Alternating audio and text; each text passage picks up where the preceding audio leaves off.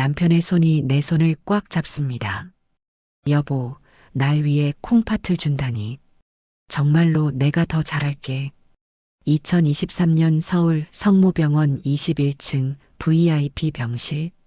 수술 동의서에 서명하는 순간 문득 밭에서 흙 묻힌 발로 뛰어다니던 19살이 떠올랐습니다. 경북 상주의 1977년 3월. 품팔이 가신 엄마 대신 밭에 물 주러 가던 새벽 5시. 아직 별이 보이는 어둠 속을 걸어갑니다. 방금 전까지 예비고사 영어 단어를 외우다 잠들었다 깬 참이었죠. 너가 수영이랑 자매구나? 이 새벽에 이웃마을 아주머니가 말을 걸었어요. 네, 맞아요. 고3이지? 서울대학 갈 건가? 아직. 말끝을 흐렸어요. 등록금은커녕 응시료도 없었으니까요. 밭일을 마치고 돌아온 6시 반. 허리가 끊어질 듯 아팠지만 참았어요. 양은 대야에서 찬물에 얼굴을 씻고 계란찜을 만들었어요. 아버지, 어머니는 품팔이 가신 사이. 동생들이 학교 가기 전에 밥상을 차려줘야 했어요. 언니, 오늘 학교 아침 자습? 응, 7시까지 가야 해. 어느 날 첫 예비고사 시험을 마치고 집에 왔을 때는 아버지가 대문 앞에 서 계셨어요. 딸아, 어땠니? 잘 본 것 같아요. 눈시울이 붉어진 아버지. 고생했다. 내일은 편히 쉬어. 그날 밤 어머니가 국수를 끓여주셨어요. 달걀 하나 올린 고명. 우리 똑똑한 딸, 대학 꼭 갈 거다.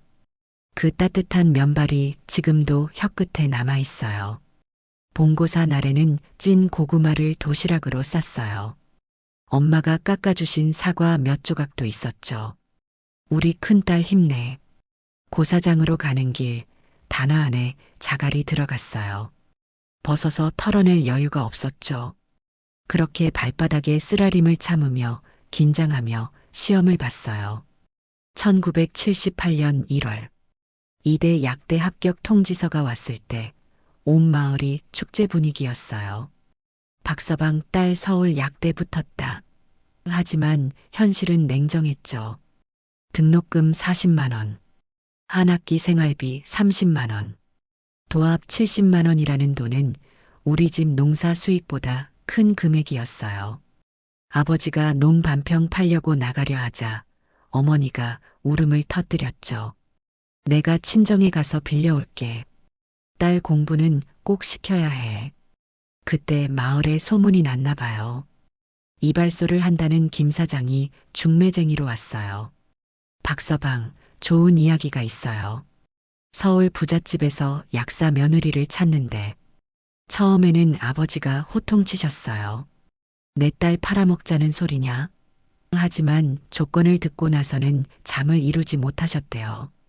대학 4년 전액 지원에 졸업 후 바로 결혼. 여자아이는 어차피 시집 가는 건데. 서울로 올라가는 아침. 아버지가 대구역까지 데려다 주셨는데 배웅하는 기차역에서 아버지의 차진 눈물을 봤어요. 제 인생 처음 보는 광경이었죠. 서울역 광장. 검은 승용차가 기다리고 있었어요. 드라마에서만 보던 자가용이었죠. 예비 시어머니가 개인 기사님의 차를 보내줬어요. 가죽 시트의 부드러움, 에어컨 바람, 창밖으로 스쳐가는 거대한 빌딩들. 내가 정말 서울에 왔구나.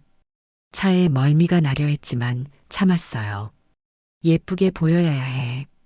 거울을 보며 머리를 다시 묶었죠. 압구정의 고급 식당.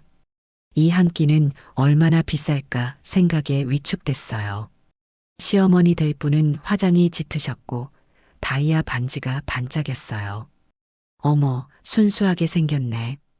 농사일도 많이 했겠다. 제 거친 손을 보며 말씀하셨죠. 남편이 될 24살 종진 씨는 넥타이를 깔끔하게 맸어요. 공무원 시험 준비 중이라 했죠. 약사가 꿈이세요? 네, 사람들을 도와주고 싶어요. 좋아. 확실한 직업이네. 계약 같은 제안이었어요. 학비와 생활비는 전액 지원할게. 방학엔 우리 집에서 지내고 졸업하면 바로 결혼하는 거야. 이화 여대면 서울 상위권 안에 드는 대학이니 손해볼 일은 없네. 집에 와서 아버지에게 말씀드렸어요. 저 보내주세요. 공부하고 시집 갈게요. 딸아. 아버지가 고개를 돌리셨어요. 창밖을 내다보시며 부잣집이면 내가 고생 안 할 수도 있지. 한숨 같은 말씀이셨어요. 기숙사 대신 시댁에서 묵게 됐어요. 종진 오빠, 아니 예비 신랑하고 주말마다 데이트를 했어요. 남산 도서관, 팔각정, 뚝섬 유원지 책에서만 보던 곳들이었죠. 4년 후면 우리가 부부가 되는 거잖아. 따뜻했어요. 그 마음이 진심이라고 믿었죠. 1982년 졸업. 약사 자격증을 땄어요. 시댁에서도 친정에서도 잔치가 열렸죠. 시어머니는 우리 며느리 약사 됐어. 자랑했어요. 시댁에서 차려준 종로구 약국 개업식. 화환 25개. 강남제일약국이라는 간판. 첫 월급 15만 원. 10만 원은 고향으로, 5만 원은 통장에 넣었어요. 언니 정말 고마워. 덕분에 나도 공부할 수 있게 됐어. 여동생 영희의 편지. 눈물이 났어요. 조선호텔 결혼식. 친정 어머니가 분홍 한복을 입으셨어요. 아버지는 양복점에서 빌린 양복. 시가 식구들은 모두 외제차를 탔고 친정 식구들은 전세버스였죠. 신혼집은 신축 중인 압구정 현대아파트 입주권을 받았고 그 전까진 잠원동 30평 임시 거처에서 시작했어요. 새로 들여놓은 삼성 냉장고가 우리 집 냉장고보다 2배는 컸죠. 부엌 싱크대, 가스레인지, 전자레인지. 여보, 전자레인지 쓸 줄 알아? 아니, 배워야 해. 천천히 배우면 돼. 다정했어요. 하지만 시어머니가 말씀하셨죠. 우리 집 살림은 현대적이어야 해. 시골 방식은 안 돼. 1983년 아들 정훈이 태어났어요. 약국 뒤편에 작은 방을 만들었죠. 임신부터 애 키우기까지 약사인 엄마가 제일 안전하지. 남편이 말했어요. 젖을 먹이며 처방전을 봤어요. 약 이름을 외우며 자장가를 들려줬죠. 동생들 학비도 계속됐어요. 영철이는 중학생이 되었고 수학 과외가 필요했어요. 매달 10만 원씩. 누나 미안해. 내가 공부해서 누나처럼 약사 될게. 아니야, 너는 더 좋은 거 해. 의사든 변호사든. 모나미 볼펜으로 계속 가계부에 적었어요. 영철이 과외비, 영희 학원비. 빠지는 달이 없었죠. 시어머니 척추 수술 이후 간병이 시작됐어요. 병원은 싫어. 집에서 해. 약국과 집을 오가며 약 넣어드리고 기저귀 갈아드리고 새벽 3시에 물 하시면 뛰어갔어요. 우리 집이 너한테 기대는 거야. 자랑스러운 말씀이었죠. 며느리 덕분에 참 편안하게 지내는구나. 이 한마디에 고생이 고생이라고 생각해 본 적도 없어요. 1998년 IMF. 하루 매출 5만 원도 안 됐어요. 남편 친구분들 회사는 줄줄이 넘어갔죠. 그래도 약국 문을 닫은 적이 없고 시어머니 간병도 계속되었어요. 그렇게 41년이 흘렸어요. 이제 밭에서 만지던 호미가 링거병이 되었고 낡은 검정 단화는 프라다 구두로 바뀌었어요. 하지만 남편은 고맙다 사랑해 한 번 하지 않았어요. 시어머니가 돌아가시기 전 말씀. 우리 며느리 없었으면 이 집안이 어쩔 뻔했니? 그 말이 위안이었죠. 지금 2023년 서울 성모병원 VIP 병실. 남편이 내 손을 잡습니다. 나는 당신을 정말 41년 만에 듣는 진심. 수술하고 깨어나면 진짜 새 사람이 돼 있을 거야. 나도 그러길 바랐어요. 진짜로요. 수술이 끝났나 봐요. 비몽사몽 누워 있는데 VIP 병실 옆 휴게 공간. 의사가 누군가에게 하는 말이 들렸어요. 환자분들 두 분 다 1시간 반 정도면 마취가 풀릴 겁니다. 그때 설명드리죠. 남편이 있는 회복실 문을 살짝 열어두었죠. 혹시 깨어나면 바로 들어가려고요. 문틈으로 남편의 신음소리가 들렸습니다. 아, 마취가 풀리는 중인가 봐요. 저도 어지럽긴 했지만 참았어요. 남편이 먼저 깨어나야 위안될 거야. 그런데, 휴, 진짜 됐다. 됐어. 콩팥까지 빼냈으니 이제 진짜 끝이야. 귀를 기울였어요. 남편 혼자 중얼거리는 건가 생각했어요. 아, 은영이한테 전화해야지. 잠깐. 아직 정신이 좀. 심장이 쿵 뛰었어요. 은영이? 직원들 중에 그런 이름이 있었나? 아니면 약국 단골 손님? 아무래도 이상했어요. 여보세요? 여보세요? 아직 어지러워. 잠깐. 연결됐네? 남편이 어딘가에 전화를 거는 소리. 마취 상태에서도 일어나자마자 전화를. 전 조용히 휴대폰을 꺼내 녹음을 켰습니다. 뭔가 이상한 예감이 들었거든요. 여보세요? 은영아? 나야. 아직 좀 어지럽긴 한데. 은영이가 누구지? 귀를 기울여 들었어요. 응, 잘 됐어. 야, 진짜 기가 막히네. 마취가 덜 풀려서 그런지 아픈 것도 모르겠어. 마지막으로 콩팥까지 뜯어냈으니 이제 진짜 끝이야. 엄마가 돌아가신 지도 벌써 10년이나 지났고, 시어머니가 돌아가신 게 10년 전이죠. 그건 맞아요. 그럼 왜 끝이야? 무슨 말이지? 저 여자 참 오래 썼지. 대학 때부터 결혼한 이후로도 41년을. 이제는 오래된 꼭두각시 인형이랑 이제 작별이지. 숨이 막혔어요. 누구를 말하는 거지?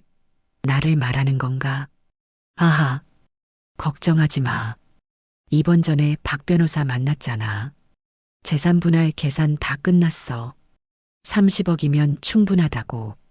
내 재산이 300억도 넘는데 콩팥 하나에 30억이면 비싸게 사준 거지. 300억? 우리 집 재산이 그렇게 많았나? 30억을? 위자료를? 아직도 마취해서 덜 깬 건가? 무슨 소리를 하는 거지? 지난주에 다 계산해뒀잖아. 엄마 간병 31년에 매주 병원비 약값. 뭐 합쳐봤자 20억도 안 돼. 고작 그거 가지고 41년 써먹은 건데. 게다가 약국 운영하면서 우리 가문 돈으로 얼마나 먹고 살았어. 눈물이 나려 했지만 참았어요. 이 녹음이 증거가 될 수도 있다는 생각이 들었거든요. 걱정 마. 그 여자 아무것도 몰라. 아직도 1978년 결혼 이야기하면서 감동받는 걸 보면 처음에 내가 19살짜리 시골 애를 어떻게 구슬렸는지 알아? 부모까지 감동시켰잖아. 메스꺼움이 밀려왔어요. 그런 의미였어? 그때 따뜻했던 말들이? 사실 뭐, 맨날 간병하랴, 약국하랴 하루 종일 일만 하니까. 밤에는 야근한다고 핑계대고 너 만났잖아. 진짜 그때부터 행복했어. 2018년 처음 만났을 때가 기억나? 완전 다른 세상이었지. 숨이 막혔어요. 2018년부터 5년 동안 모르고 있었다는 거예요? 미안하다고 괜히 하지 마. 나도 참 힘들었어. 40대 넘어서부터 진짜 짜증났거든. 아직도 1970년대 얘기를 왜 자꾸 하는지. 요새는 어디서 촌스러운 액세서리를 사왔다고 자랑하는데 1970년대 얘기를 자주 했나요? 촌스러운 액세서리.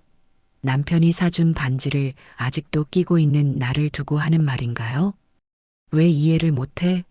나는 부잣집 애들이랑 자랐는데 70억짜리 펜트하우스 사는 능력되는 남자한테 남대문 시장에서 10,000원짜리 머리핀 자랑이야?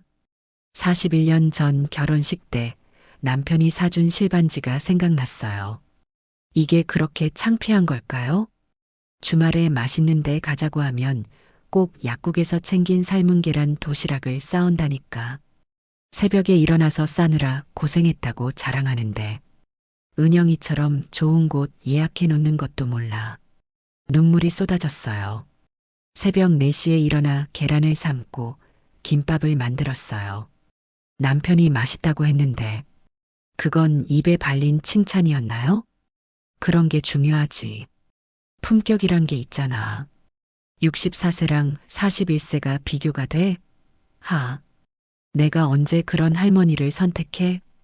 64세, 41세, 나와 은영을 비교하는 거였어요. 목소리가 더 또렷하게 들렸어요. 마취가 점점 풀리나 봐요. 걱정하지 마. 모든 준비 끝났어. 강남에 사는 친척들에게도 이야기했고, 변호사도 준비 다 해놨고, 이혼은 빠르게 진행될 거야. 위자료 30억만 주고 깨끗하게 끝낼게. 잘 됐어. 콩팥도 받고 짐덩이도 덜고. 일석이조지. 은영이는 걱정하지 마. 보험금에 재산 증여, 우리 명의로 바꿔놓은 아파트 2채. 다 준비했어.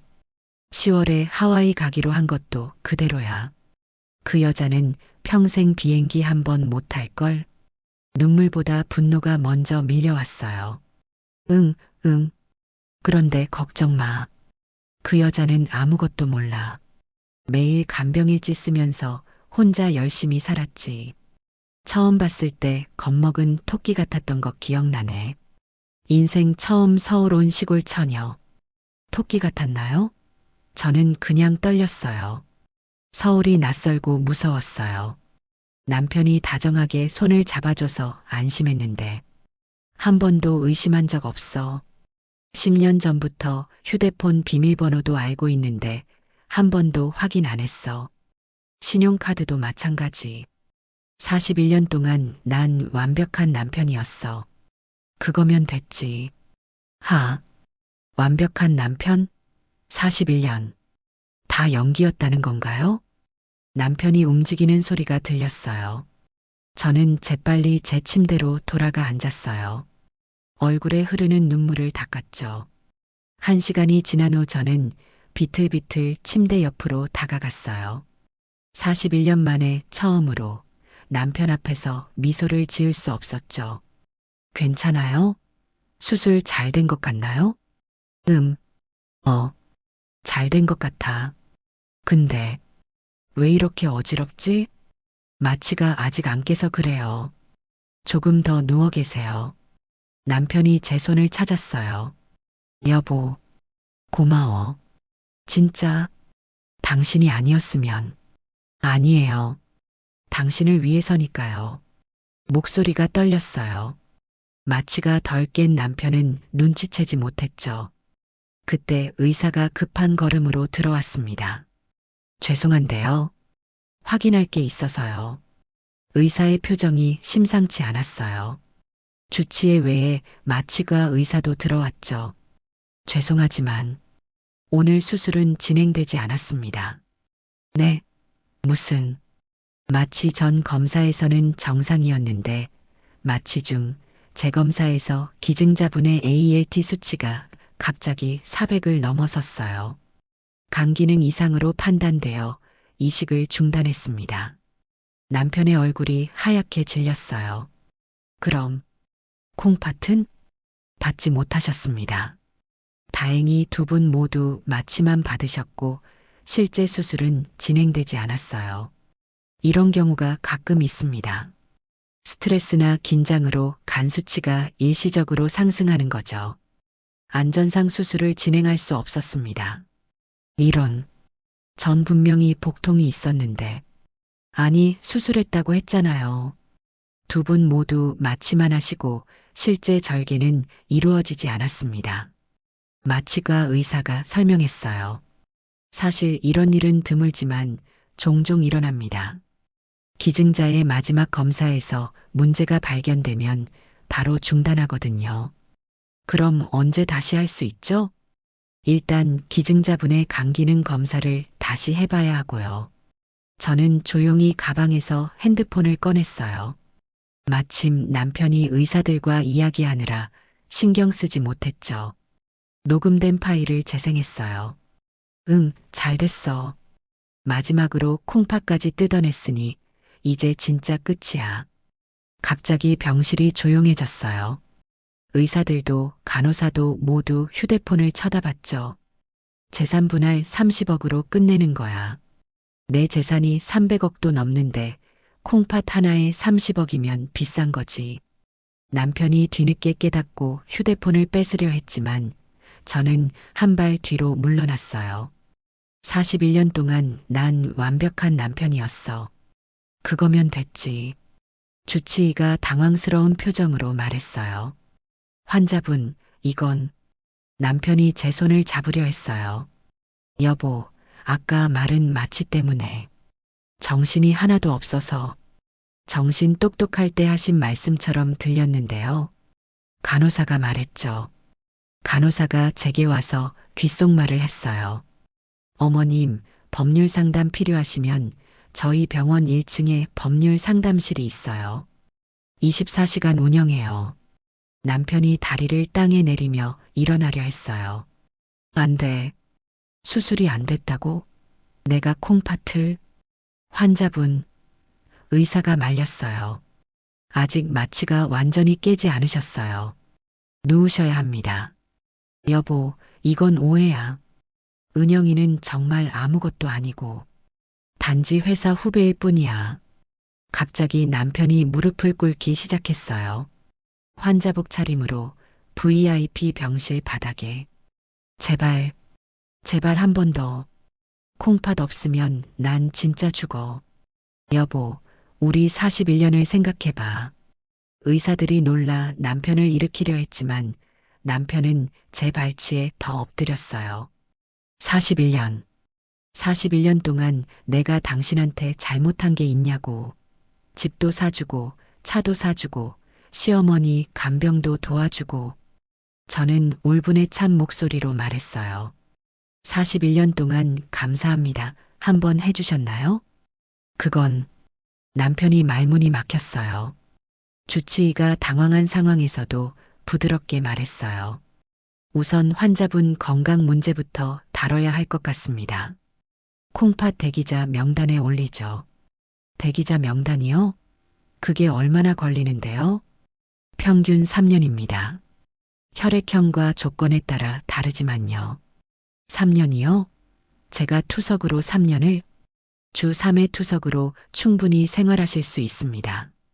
남편이 다시 제게 매달렸어요. 여보, 3년이나. 나 진짜 죽어.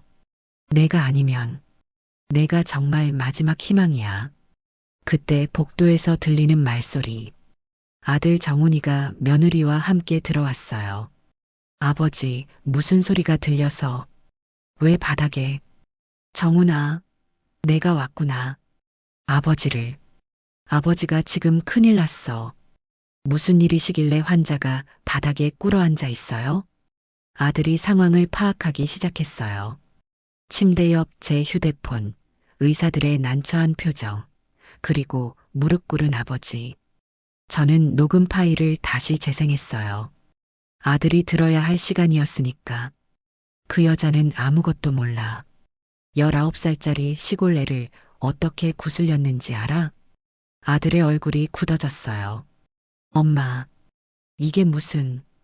병실 문이 다시 열리며 판사를 하는 남편의 사촌 동생이 들어왔어요. 수술 잘 끝나셨어요? 왜 바닥에 계세요? 형님, 무슨 일이에요? 아니다. 여긴 가족만. 정훈아, 삼촌 좀 내보내. 가족이요? 41년 동안 나를 가족으로 안 봤으면서요? 그 순간 남편이 완전히 무너졌어요. 바닥에 주저앉아 울음을 터뜨렸죠. 간호사가 정중히 말했어요. 환자분들, 이런 문제는 다른 공간에서 해결하시는 게 좋을 것 같습니다. 어머님, 상담실로 가시죠. 제가 안내해 드리겠습니다. 저는 마지막으로 남편을 내려다봤어요. 3년이든 5년이든 이제는 혼자 해내셔야 할 거예요. 그리고 아들과 며느리, 그리고 판사 사촌 동생과 함께 상담실로 향했어요. 병원 복도를 걸으며 들리는 남편의 흐느낌. 41년 만에 처음 들어보는 그의 진짜 울음소리였어요. 다음 날 아침 병원 로비 카페. 서울성 모병원 1층은 항상 분주했죠. 치료를 기다리는 환자들, 지친 보호자들. 저도 한때는 그런 사람들 중 하나였어요. 시어머니 척추 수술 때, 남편 건강검진 때, 항상 누군가를 위해서였죠. 여동생 영희가 먼저 와 있었어요. 영문과 교수가 된 영희. 어제 전화로 사정을 이야기했더니 바로 오겠다고 했죠. 여동생이 따뜻한 커피를 내밀었어요. 영희야, 내가 이렇게 의젓하게 커서 언니가 키워줘서 그래. 아직도 기억나. 언니가 보내준 첫 등록금 봉투. 주위 환자들이 쳐다봤어요. 둘 다 눈물을 훔치고 있었거든요. 얼마 후 막내 남동생도 허겁지겁 들어왔죠. 변호사가 된 영철이. 군복무 3년 동안도 면회 갈 때마다 용돈 봉투를 챙겼었죠. 누나 미안. 아침부터 로펌에서 바빴어. 난 형사 전문인데 이혼은 잘 몰라. 괜찮아. 일 바쁜데. 누나 일인데 안 올 수가 있어요? 누가 나 대학까지 보내줬는데. 그때 정장을 입은 젊은 남자가 다가왔어요. 영철이 법대 동기라고 했죠. 누님 김석훈입니다. 영철이가 사정 설명해서 경위는 대략 들었습니다. 죄송합니다. 주말인데 나오시게 해서. 아니에요. 이런 건 빨리 대응해야 해요. 테이블에 서류들을 쫙 펼치자 주변이 조용해졌어요. 다른 테이블에서도 힐끗힐끗 쳐다보더라고요. 일단 녹음 파일 들어볼까요? 증거 능력을 확인해야 하니까. 그렇게 다시 한번 그 15분을 들었어요. 영희는 중간에 손수건으로 입을 막았고 영철이는 주먹을 꽉 쥐었어요. 이건 너무하잖아. 변호사가 차분히 설명했어요. 이건 명백한 이혼 사유가 되고요. 장기기증 사기, 재산분할 계획, 5년간의 불륜관계. 법정에서 매우 불리할 겁니다. 누님, 이게 전부세요? 다른 증거는? 저는 가계부들을 꺼냈어요. 1982년부터 시작된 아이들 학비 기록, 시어머니 간병비, 약국 운영장부. 와, 이게 진짜 41년이구나. 영철이가 장부를 가리켰어요. 여기 봐. 영철이 중학교 입학 축하금 10만 원. 난 그때 옷도 새로 샀었어. 누나가 보내준 돈으로. 영철이가 옛날 기억을 더듬으며 말했어요. 변호사가 고개를 끄덕였어요. 이 기록들은 법정에서 아주 강력한 증거가 됩니다. 41년간의 헌신을 구체적으로 입증하니까요. 그리고 저는 낡은 다이어리 하나를 더 꺼냈어요. 이건 제가 개인적으로 적은 거예요. 영희가 페이지를 넘기더니 멈췄어요. 언니 여기. 누나 정말. 다이어리를 읽은 동생들은 나를 놀란 눈으로 쳐다봤죠. 이건 정서적 학대의 증거도 됩니다. 변호사가 말했어요. 위자료 산정의 중요한 요소죠. 그때 자동문이 열리며 사촌 시동생 부부가 들어왔어요. 어제 병실에 왔던 판사 사촌 시동생이었죠.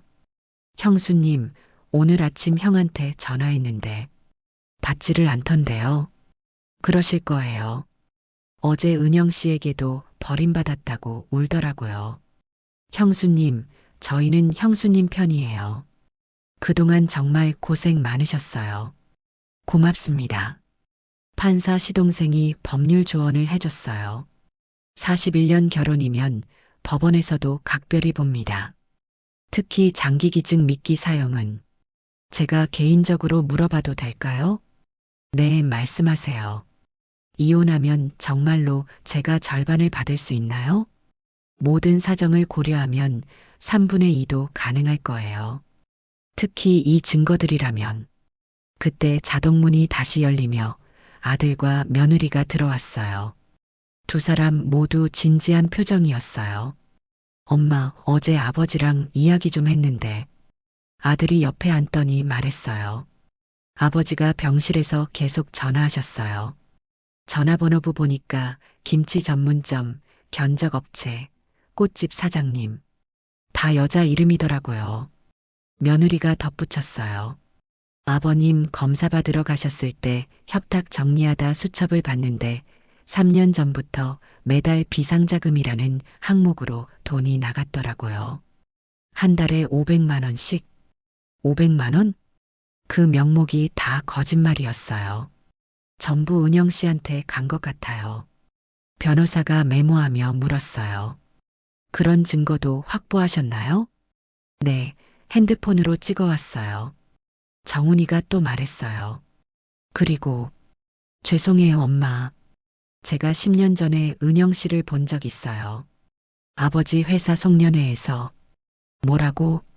그때 소개를 내 친구라고 하셨어요. 저는 당연히 회사 동료인 줄 알았죠. 지금 생각해보니 나이가 저랑 비슷했어요. 영철이가 소리쳤어요. 그럼 10년 전부터 시작된 거 아냐? 녹음에서는 2018년이라고 했는데 아들이 고개를 숙였어요. 정말 죄송해요. 그때 눈치챘어야 했는데 변호사가 정리했어요. 증거가 생각보다 많네요. 불륜 기간도 최소 10년이라 볼 수도 있고요. 이건 재산 분할에서 절대적으로 유리합니다. 그때 영철이 친구 김석훈 변호사가 다가왔어요. 상황을 듣고 로펌 부동산 전문팀에 문의한 결과가 지금 나왔습니다. 놀라운 내용이 들려왔어요.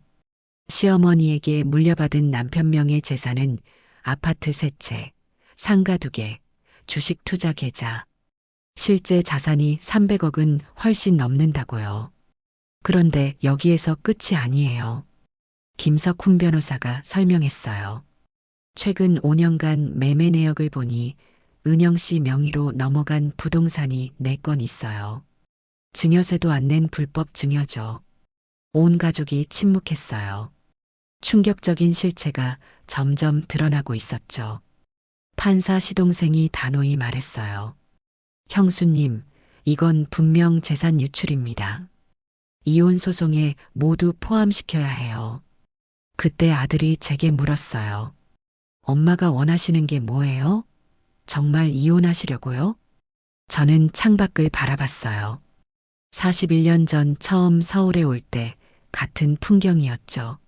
하지만 지금은 전혀 다른 마음이었어요. 정훈아, 엄마는 이제 진짜 자유롭고 싶어? 주변이 조용해졌어요. 모두가 제 대답을 기다리고 있었죠.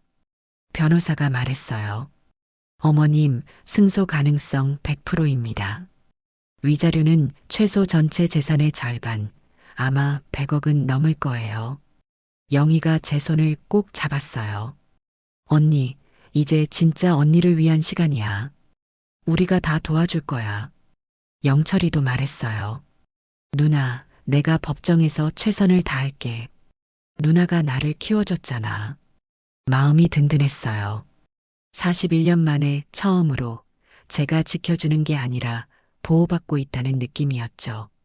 여러분, 정말 고마워요. 그럼 이제 진짜 끝을 마지막으로 보겠어요. 그 순간 모두의 얼굴에 미소가 번졌어요. 새로운 시작을 위한 결단이었죠. 일주일 후 병원 신장내과. 남편은 이제 입원 환자가 아닌 외래 통원 환자였죠. 신장내과 대기실에서 순서를 기다리고 있었어요. 주변에 있는 다른 환자들은 70대 할아버지, 50대 아주머니들. 모두 비슷한 처지인데 가족들이 함께 있더라고요. 하지만 남편은 혼자였죠. 이혼하려는 상황에서도 그의 건강이 걱정된 것일까? 아니면 자식 때문에 마지못해 온 것일까? 복잡한 마음으로 대기실에 남편과 멀리 떨어져 앉아 있었죠. 172번 환자분. 남편이 진료실로 들어갔어요. 저는 동행하라는 요청을 거절했죠. 혼자서 들으세요. 이제 혼자 해야 하는데. 진료실 문이 열리자 의사가 물었어요. 보호자분이 안 계시네요? 처가 곧 올 겁니다. 저는 답변하지 않았어요. 병원 복도의 의자에 앉아 가만히 있었죠. 그러다 여기까지 왔는데라는 생각에 보호자로 진료실에 들어갔어요. 습관이 무섭지요. 30분 후 진료가 끝났어요. 의사가 상세히 설명했어요. 김종진 씨 신장 기능이 많이 떨어졌습니다. 정상보다 2배 이상 높아요. 크레아티닌 수치가 2.7까지 올라갔습니다. 그게 심각한 건가요? 정상인은 1.2 미만이에요. 당장 투석을 시작하셔야 합니다. 남편의 얼굴이 창백해졌어요. 대기자 명단은? 간호사가 컴퓨터를 확인하더니 말했어요. 현재 대기 순번 264번이세요. B형 환자는 상대적으로 많은데 공여자가 부족해서 평균 대기 기간이 3년 6개월 정도입니다. 3년 6개월이요? 그동안 주 몇 번 투석해야 해요? 일주일에 3번, 한 번에 4시간씩이에요. 처음에는 혼자도 가능하시지만 나중에 컨디션이 떨어지면 필요할 수도 있어요. VIP 병실에서 본 간호사가 친절하게 물었어요. 어머님, 남편분 진료 중이시죠? 혹시 상담 받으실래요? 상담요? 투석 환자 가족을 위한 교육 프로그램이 있어요. 식단 관리, 운동법, 정서 지원 방법 등 매주 수요일 오후에 열려요. 감사하지만 저는 이제 가족이 아니에요. 아, 죄송합니다. 진료를 마치고 진료실을 나왔어요. 남편의 얼굴이 흑빛이었죠. 여보, 아니, 미영 씨. 잠깐만 이야기 좀 하자. 법원을 통해서 하세요. 잠시 화장실 다녀오니 복도 한편에서 남편이 전화하는 모습이 보였어요. 여보세요? 은영 씨? 나 종진이야. 부산에 갔다더니. 아, 전화번호가 바뀌었나? 한참 통화를 시도하더니 음성 메시지를 남기다가 포기하더라고요. 그때 엘리베이터가 열리며 아들이 나왔어요. 점심시간에 잠깐 들른 모양이었죠. 엄마, 아버지, 왜 복도에서? 아버지, 투석하시는 거예요? 그래야 할 것 같아. 상황을 듣던 아들이 놀라면서 말했어요. 아버지, 3년 반을 혼자서 투석한다는 게 말이 돼요? 체력이 안 될 텐데. 아버지, 앞으로 투석 도와드릴 분은 구하셨어요? 남편이 희망을 걸었어요. 정훈아, 내가 가끔 데리고 올 수 있지? 아들이잖아. 며느리도 있잖아. 네, 반대로 질문드리죠. 41년 동안 아버지는 엄마는 도와드렸나요? 40세인 아들도 자신의 가정이 있고 직장이 있었죠. 매일 4시간씩 일주일에 3번을 투자할 수는 없어요. 그 대화를 들으며 흘러내린 세월이 느껴졌어요. 41년 전 가난한 농촌 소녀였던 제가 서울까지 올라와 이 남자의 곁을 지켰죠. 저와 저희 집을 구원해 주는 줄 알고 오직 사랑이라고 믿었던 이유 하나만으로 복도를 걸어나가며 마지막으로 뒤돌아봤어요. 남편은 벽에 기대서서 전화기를 보고 있었죠. 아마 은영 씨에게 또 전화를 걸고 있을 거예요. 그렇게 41년 남편의 간병이 끝났고 남편 혼자 투석이 시작되었어요. 그날 오후 약국 앞. 언니, 정말 요가 학원 다니려고? 영희가 제 팔을 붙잡으며 걱정스럽게 물었어요. 사실 제가 한 번도 운동을 배워본 적이 없었거든요. 등 한 번 펴고 내 맘대로 해본 적이 언제였는지 몰라. 일주일에 3번은 꼭 갈 거야. 언니, 나도 등록할래. 진짜? 언니 혼자 가면 외로울까봐. 그 말에 눈시울이 뜨거워졌어요. 아직도 저를 걱정해주는 동생들. 약국 안에는 새로 뽑은 월급 약사가 있었어요. 33살 신혜진 씨. 이화여대 약대 졸업생이었죠. 선배님이 제게 이런 기회를 주셔서 정말 감사해요. 아니에요. 그동안 혼자 하느라 힘들었는데 이제 좀 쉴 수 있겠어요. 혹시 제가 모르는 단골들 특이사항 있으면 알려주세요. 저는 노트 한 권을 꺼냈어요. 7번 테이블 김모퉁이 아저씨는 항고혈압제 드실 때 물 많이 드셔야 해요. 11번 송아 주머니는 당뇨 천칭을 꼭 확인해 드리고. 와, 정말 디테일하게 다 챙기셨네요. 41년 하다 보니 자연스럽게요. 그때 동네 아주머니 몇 분이 오셨어요. 사랑방처럼 약국에 들리는 단골들이었죠. 약사님, 들리는 소문이 사실인가요? 네, 이혼하신다던데. 콩팥까지 주려고 했는데 남편분이 불륜을. 아이고, 입 조심해라. 좋은 일로 말하자. 아니, 혼자 사는 게 무슨 좋은 일이래? 순간 답답했어요. 저도 그런 생각을 하고 있나 봐요. 64살에 무슨 새로운 시작? 영희가 단호히 말했어요. 지금이 딱 좋은 때예요. 건강하실 때 하고 싶은 일 다 하셔야죠. 맞아요. 신혜진 약사도 말했어요. 요즘 60대 분들 젊으세요. 여행도 다니시고. 여행? 저는 눈이 휘둥그레졌어요. 나, 여행을? 영희가 여행 팸플릿을 쫙 펼쳤어요. 언제 준비했는지. 동남아 패키지 2주짜리 유럽 배낭여행 한 달, 아시아 도시 투어. 언니, 여권 있어요? 없어. 약국을 비울 수 없어서 평생 해외여행 한 번 못 가봤어. 그럼 오늘 당장 발급받자. 여권 사진 찍으러 가는 것도 처음이었어요. 사진사가 말했죠. 아니면 메이크업 서비스 어떠세요? 첫 여권이시면 기념으로. 아니에요. 이대로도. 언니 받아. 새 출발이잖아. 20분 후 거울을 봤을 때 낯선 제가 있었어요. 반일하고 공부하던 고3 수험생, 41년 전 물정 모르던 새 신부, 이리저리 약국 안에서 동동거리던 내가 아닌 64살의 새로운 여자가 보였어요. 예뻐요. 정말. 집에 돌아와 컴퓨터를 켰어요. 아들이 선물한 노트북이었죠.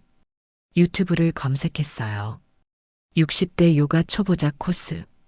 영상 속 할머니들이 매트 위에서 고양이 자세를 하고 있었어요. 한 분이 스님 같은 목소리로 말했어요. 60년을 구부리고 살았다면 이제 펴고 살아도 돼요. 눈물이 나려 했지만 참았어요. 대신 자세를 따라했어요. 사자 자세, 개 자세. 처음에는 웃기려고 했는데 한 10분 하니 어깨가 펴지더라고요. 휴대폰이 울렸어요. 알 수 없는 번호였죠. 여보세요? 난데. 투석 상담 받았는데. 도움이 필요해. 병원 간병인 서비스 이용하세요. 병원 말고. 진짜 가족이 필요해. 너도 힘든 거 알지만. 전화 끊을게요. 법원에서 봐요. 전화를 끊고 문득 일기장을 폈어요. 41년 동안 못 썼던 일기. 오늘은 뭔가 쓰고 싶었어요. 64살 박미영의 일기. 오늘 처음으로 나를 위한 돈을 썼다. 요가 학원 등록비 10만 원. 여행 계획 상담비 무료. 첫 화장 2만 원. 오늘의 감정은 설렘. 다음 날 오전 요가 학원. 안녕하세요. 새로 오신 분이시죠? 젊은 요가 선생님이 반갑게 맞아줬어요. 네. 64살은 너무 늙은 거 아닐까요? 아니에요. 여기 수강생 중에 70대도 계세요. 실제로 옆자리에는 73살이라는 어머님이 계셨어요. 호호, 나는 69살에 시작했는데 벌써 4년 차야. 정말요? 남편 돌아가시고 우울증 왔었거든. 근데 요가하면서 좋아졌지. 그 어머님 몸이 정말 유연했어요. 허리를 앞으로 숙이는 자세가 20대처럼. 자, 시작해 볼까요? 먼저 숨을 크게 들이마시고 처음 20분 만에 어깨가 아팠어요. 41년간 구부정하게 서 있던 자세가 한순간에 바뀔 리가 없죠. 선생님, 너무 아파요. 괜찮아요. 첫날은 다 그래요. 천천히 하세요. 다른 어머님들이 격려해줬어요. 나도 처음엔 5분도 못했어. 3개월 지나면 완전 다른 사람 돼. 집에 돌아와 샤워하는데 거울에 비친 제 모습이 조금 다르게 보였어요. 41년간 구부정했던 어깨가 살짝 펴진 것 같았어요. 저녁에 혼자 외식을 했어요. 41년 만에 제가 원하는 메뉴로 마라탕이었죠. 매운 걸 정말 좋아하는데 40년간 참았어요. 남편은 매운 거 못 먹는다는 이유로 말이죠. 미영이 뒤돌아보니 옛 대학 동기였어요. 40년 만에 만난 이화 약대 동창. 수진아, 너 맞지? 맞아. 미영이 맞네. 여기 왜? 나 여기 살아. 강남에서 약국했어. 나도 강남에서 살아. 남편이랑 이혼한 지 10년 됐는데. 진짜? 나도 곧. 어머, 무슨 일 있었어? 그렇게 오랜 세월 보지 못했던 친구와 이야기하며 2시간이 훌쩍 지났어요. 마라탕을 먹으며 웃고 또 웃었죠. 진짜 다시 딱 좋은 나인 거야. 황혼 이혼이 아니라 제2의 전성기래. 나는 이혼하고 3년 만에 재혼했어. 재혼? 응. 그런데 지금 남편이 원래 남편보다 10배는 좋아. 나이는 2살 어리고 친구가 보여준 사진 속 남자는 선해 보였어요. 난 그냥 혼자 사는 게 좋을 것 같아. 그것도 좋지. 일단 나 자신부터 찾아야지. 집에 돌아와 침대에 누웠어요. 진짜 제 시간을 가진 첫날이었어요. 그때 문자가 왔어요. 남편이었죠. 여보, 내일 투석하러 혼자 가야 하는데. 저는 답장하지 않았어요. 대신 달력에 동그라미를 쳤어요. 요가 2일차 여행사 상담 친구와 저녁. 생전 처음으로 제 스케줄로 가득 찬 달력이었어요. 몇 개월 후 변호사 사무실. 서울 중구 명동의 고층 빌딩. 김석훈 변호사가 재산 전문 변호사들과 함께 회의실에 모였어요. 이혼 최종 확정됐습니다. 위자료는 150억으로 합의됐고요. 150억이요? 네. 상대방이 협의 이혼에 응하는 조건으로 150억을 제시했어요. 다른 변호사가 자료를 보여줬어요. 사실 재판으로 갔다면 더 받으실 수도 있었어요. 판례상 악의적 불륜의 경우. 아니에요. 이제는 숫자가 중요한 게 아니에요. 변호사들이 놀라는 표정이었죠. 보통 이혼 소송 의뢰인들은 1억이라도 더 받으려 하거든요. 그래도 검토해 보시죠. 분양권 2개, 오피스텔 3채, 주식 포트폴리오까지. 영철이가 옆에서 설명했어요. 누나, 이 주식 분석해 보니까 수익률이 좋아. 하이테크 주식들이라서 5년 후면 가치가 2배가 될 거래. 고맙지만 난 주식 이해 못해. 그냥 현금화해서 안정적으로 관리하고 싶어. 재산관리 전문가가 나섰어요. 어머님 연세를 고려하면 위험도가 낮은 국채나 회사채 위주로 매달 약 3천만 원 정도 수익이 나올 거예요. 3천만 원이요? 한 달에? 네. 안전하게 운용하면 최소한 그 정도는. 41년간 한 달에 생활비를 쪼개 쓰던 제가 갑자기 월 3천만 원이라니. 법무법인에서 증여 상담도 받았어요. 자녀분께 증여하시거나 손주 교육비로 지원하시면 절세도 되고. 아니요. 제가 쓸 거예요. 그동안 못했던 걸 하려고요. 그날 서명을 마치고 사무실을 나서는데 복도에서 남편의 변호사와 마주쳤어요. 김 여사님? 네. 클라이언트가 마지막으로 뵙고 싶다고 하시는데요. 필요 없어요. 그래도 41년 부부셨는데 악연은 아니잖습니까? 지금까지의 만남으로 충분해요. 그 순간 승강기 문이 열리며 남편이 나타났어요. 휠체어를 타고 있었죠. 3개월 만이었어요. 여보, 아니, 미영 씨. 남편의 얼굴은 많이 초췌해 있었어요. 머리는 허옇게 새었고 팔에는 붉게 솟아오른 투석루가 선명했어요. 할 말 없어요. 진짜 내가 정말 잘못했어. 사람들이 모여들었어요. 법무법인 복도에서 벌어지는 장면을 신기하게 지켜보며 너 없이는 정말 힘들어. 혼자는 안 돼. 은영이는 부산 가서 결혼했대. 부유한 의사라던데. 눈물을 흘리는 남편을 보며 처음으로 한심하다는 생각이 들었어요. 하지만 연민일 뿐 사랑은 아니었죠. 죄송하지만 이제 출출해서 점심 먹으러 가야 해요. 그때 남편이 마지막으로 말했어요. 미영 씨, 그동안 정말 고마웠어. 이제야 알았어. 저는 대답하지 않았어요. 승강기에 올라 1층으로 내려갔죠. 밖으로 나오니 봄바람이 불었어요. 옆에 있던 영철이가 물었어요. 누나, 괜찮아? 응. 오히려 후련해. 근처 이탈리안 레스토랑에 들어갔어요. 메뉴판을 펼치니 생전 처음 보는 요리들. 파스타 모두 맛있어요. 어떤 걸로 하실래요? 트러플 크림 파스타요. 좋은 선택이세요. 41년간 먹어본 적 없는 트러플.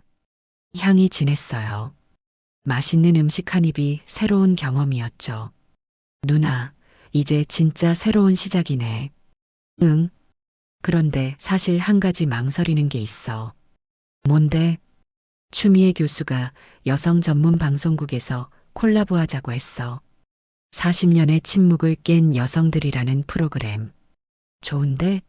누나 이야기가 많은 여성들한테 용기를 줄 거야.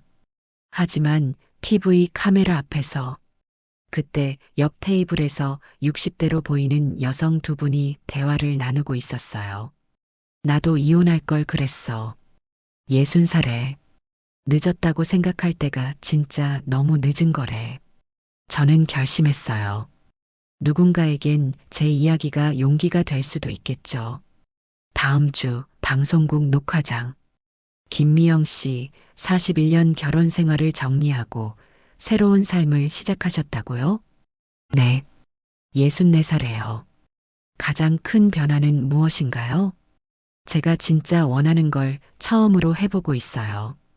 요가도 배우고 여행도 계획하고 가장 놀라운 건 매일 아침 거울을 보며 웃고 있다는 거예요. 카메라 앞에서 이야기하니 떨렸지만 동시에 후련했어요. 숨겨온 비밀이 아니라 극복한 경험이 되었으니까. 방송이 나간 후 문자가 폭주했어요. 방송 봤어. 용기 내줘서 고마워. 30년 전 이화여대 동기. 어머니 멋져요. 약국 단골 김아주머니. 할머니 짱. 손자 민호. 그리고 놀랍게도 이런 문자도 왔어요. 선배님 방송 보고 용기 내서 홀로서기 준비하고 있어요. 감사해요. 아마 제 이야기가 누군가에게 희망이 되었나 봐요. 그날 밤 통장 잔액을 확인했어요. 150억의 일부가 이미 입금되어 있었죠. 하지만 정말 자유로워진 건 돈 때문이 아니었어요. 41년 만에 처음으로 제가 주인공이 된 인생이었죠. 1년 후 인천공항 출국장. 2024년 봄. 65살 생일을 맞아 떠나는 첫 해외여행. 엄마, 정말 3개월 동안 유럽 배낭여행 하세요? 아들이 걱정스러운 표정으로 물었어요. 65세 배낭족이라는 게 쉽지 않아 보였죠. 걱정 마. 시니어 배낭족 모임에서 만났어. 다 나처럼 제2의 인생 시작하는 언니들이야. 실제로 제 옆엔 비슷한 연배의 여성 4명이 서 있었어요. 각자 사연이 있었죠. 모두 60대 중반에 이혼하거나 배우자를 여의었거나 관광 통역사 출신인 팀원 한 명이 일정을 조율해줬죠. 5명의 시니어 여행자들은 각자 여권을 꺼내며 설레는 마음을 감추지 못했어요. 약국은 제가 맡을게요. 정말 걱정하지 마세요. 며느리가 약국 열쇠와 경영 매뉴얼을 꼭 쥐어줬어요. 1년 동안 운영 방법을 배웠거든요. 출국 수속을 밟으면서 문득 41년 전 신혼여행 때가 생각났어요. 남편과 갔던 제주도 2박 3일이었죠. 여보, 돈 아끼려고 호텔은 가장 싼 걸로 잡았어. 그래도 좋아. 우리 신혼여행이잖아. 그때는 그게 감사했는데 지금 생각하니 돈이 있으면서도 신혼여행비를 아꼈던 거네요. 로마에서는 쿠킹 클래스도 들었어요. 이탈리아식은 이렇게 다르구나 싶었어요. 당신은 요리에 센스가 있어요. 요리 선생님의 말에 기뻤어요. 41년간 한식만 해보던 제가 칭찬을 듣다니요. 런던 숙소에서 아들에게 영상통화를 했어요. 엄마, 너무 젊어 보이는데? 염색했어요? 아니야. 파리에서 트리트먼트 받았어. 와, 엄마가 미용실에? 응, 금발 하려다가 참았어. 금발이요? 엄마가? 화면 너머로 민호가 나타났어요. 할머니, 언제 와요? 다음 주. 보고 싶어? 네. 친구들이 할머니 사진 보고 할머니 모델이세요? 라고 묻더라고요. 여행 마지막 주, 영국 농장. 평생 해보고 싶었던 것. 승마를 배웠어요. 65세에 처음 말을 타보셨나요? 네. 늦었나요? 아니요. 멋진 나이예요. 말 위에서 바라본 코츠월드 평원. 바람이 시원했어요. 수십 년간 느끼지 못한 자유로움. 자, 조심히. 파이팅! 팀원들이 응원했어요. 말이 천천히 걷기 시작했고, 저는 살면서 가장 큰 모험을 하고 있었죠. 그날 밤 일기장에 썼어요. 2024년 6월 3일. 런던. 오늘 처음으로 말을 탔다. 65세의 첫 승마.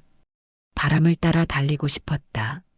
41년의 해묵은 짐들을 버리고 이제야 깨달았다. 나이는 숫자일 뿐이구나. 60대에 시작하는 것도 늦은 게 아니구나. 오늘부터 매일이 새로운 시작이다. 비행기가 인천공항에 도착했을 때 온 가족이 마중 나와 있었어요. 집으로 가는 차 안에서 아들이 물었어요. 엄마, 진짜 행복해 보여요. 응. 처음으로 내가 나를 사랑하는 법을 배웠어. 다음엔 어디 갈 거예요? 글쎄, 강원도 백패킹? 아니면 일본 온천? 엄마가 이렇게 모험적이실 줄 몰랐어요. 나도 몰랐어. 그동안 눌러만 두고 살았으니까. 그날 밤 65번째 생일을 맞아 일기를 썼어요. 그동안은 누군가의 아내였지만 이제부터는 나 자신의 주인공이다. 65세 김미영, 인생 1막 종영. 2막 시작. 창밖으로 보이는 서울의 야경. 수십 년 전 처음 올 때와 같은 도시인데 이제는 전혀 다른 곳으로 느껴졌어요. 왜냐하면 이제는 제가 다른 사람이니까요. 오늘 이야기가 마음에 드셨다면 좋아요와 구독, 알람 설정 잊지 마세요. 여러분의 따뜻한 댓글 하나가 정말 큰 힘이 됩니다.